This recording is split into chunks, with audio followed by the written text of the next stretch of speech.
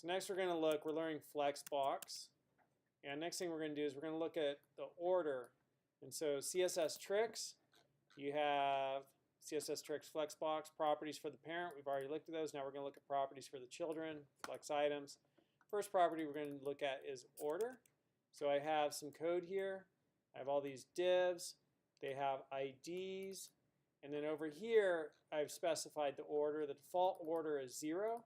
And I could specify the order just by saying, hey, the order of that, and you just put in a number, an integer, negative, positive, or 0, and then they stack in that order.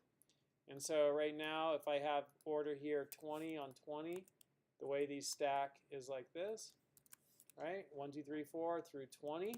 And then I can move 20 around. I could say 20 needs to be negative 1, which means it's going to be before any of these other values, which are higher.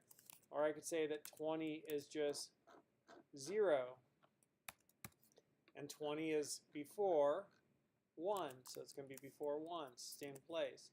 If I say 20 is 1, then both 20, the element 20, and the element 1 have the same order. And so this one appeared first in the code, so it goes first, and this one appears second, so it goes second.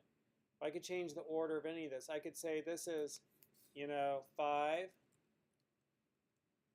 Let's do negative. We'll do this one negative 1,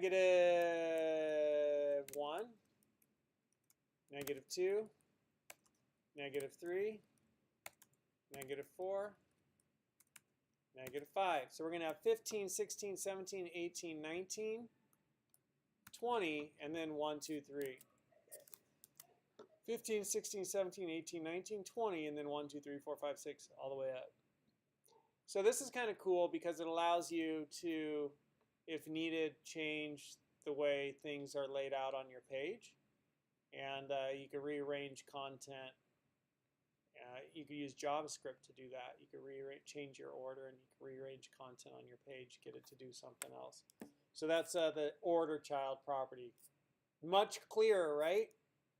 We just spent like 10 minutes trying to figure out why this wasn't working, because I had S1 here as an ID, and we had S01 over here as an ID, and it wasn't working because it wasn't finding it.